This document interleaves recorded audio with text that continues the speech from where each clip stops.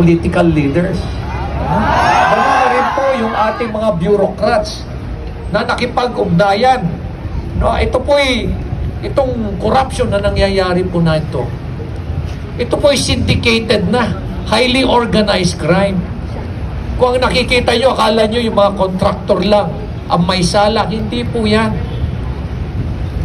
May sala ang contractor, may sala yung mga involved dyan sa mga infrastruktura ng proyekto. Hindi pa yan. Ang pinaka-sakim dyan, pinaka-mastermind dyan, yung mga politiko. Kaya hindi ho dapat tayo huminto. Dahil ito'y laban ho natin para sa kabataan, laban din ho natin to para sa ating bayan. Kaya dito sa Baguio, pinapayagan ko po ang social activism.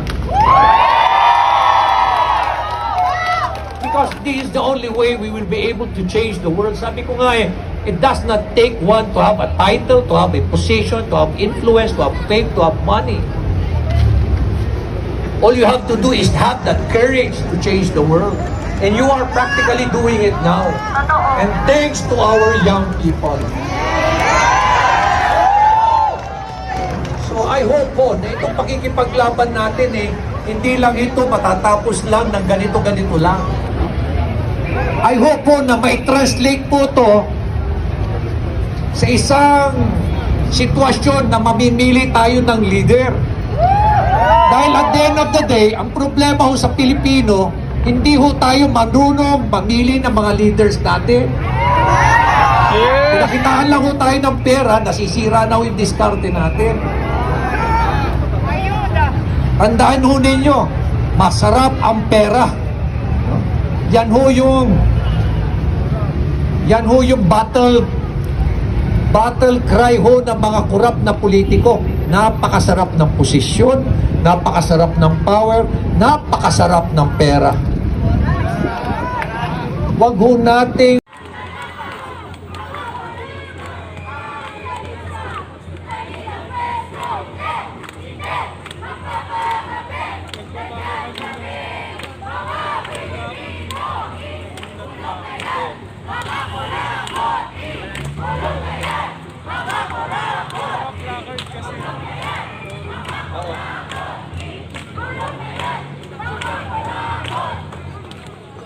muli maraming salamat po sa mga tagapagsalita mula sa hanay ng kabataan.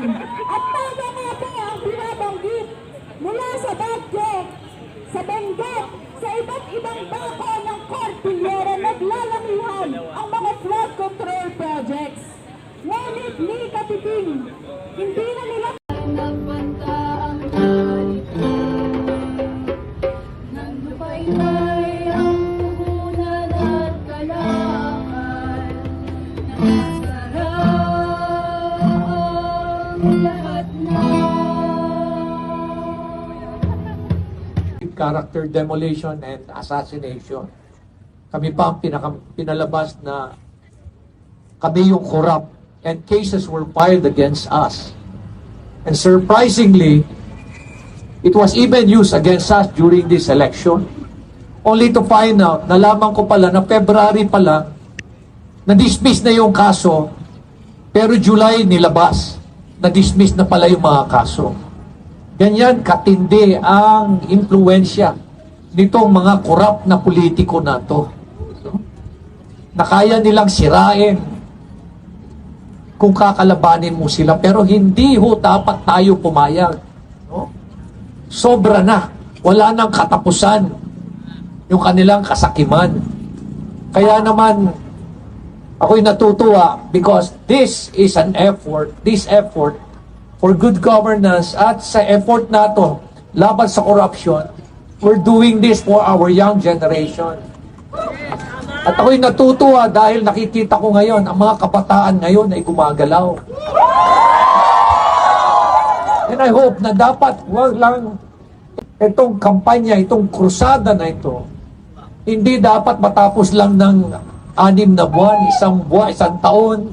Dapat tuloy-tuloy po ito dapat.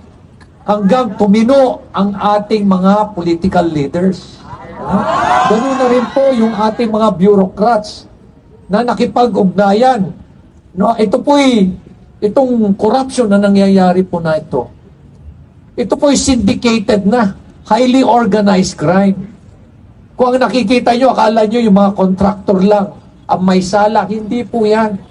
May sala ang contractor, may sala yung mga involved dyan sa mga infrastruktura ng proyekto. Hindi pa yan.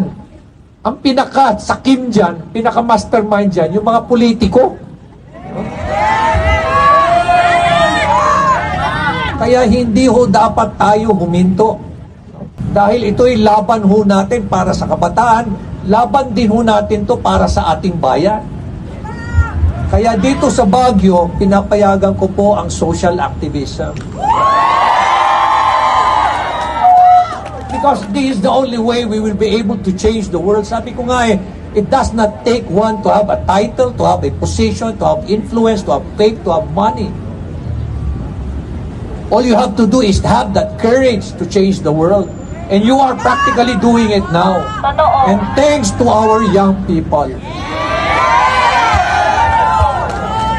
So I hope po na itong pakikipaglaban natin hindi lang ito matatapos lang ng ganito-ganito lang. No? I hope po na mai-translate po to sa isang sitwasyon na mamimili tayo ng leader. Dahil at the end of the day, ang problema ho sa Pilipino, hindi ho tayo marunong mamili ng mga leaders natin. Pinakitaan lang ho tayo ng pera, nasisira na ho yung diskarte natin. Tandaan ho ninyo, masarap ang pera. Yan ho yung battle cry ho ng mga korap na politiko. Napakasarap ng posisyon, napakasarap ng power, napakasarap ng pera. Huwag ho nating pabayaan na masisira ho yung ating mga moral values. Muntik na ho tayo rito sa Baguio. Huwag ho natin papayagan. Pero hindi lang ho Baguio ang ilalaban. Makikipaglaban lang ho tayo for Baguio only. Hindi ho dapat. Para sa buong bansa. Para ho sa buong bansa. So sa inyo pong lahat, sa ating mga kabataan, maraming salamat po sa inyong lahat, sa ating pong mga elders, at sa ating pong mga kababayan sa siyudad ng Baguio at sa mga bisita ho natin. Maraming salamat sa pagdalo nyo ho rito. Let us keep on fighting. Let us keep the fire burning. God bless you all.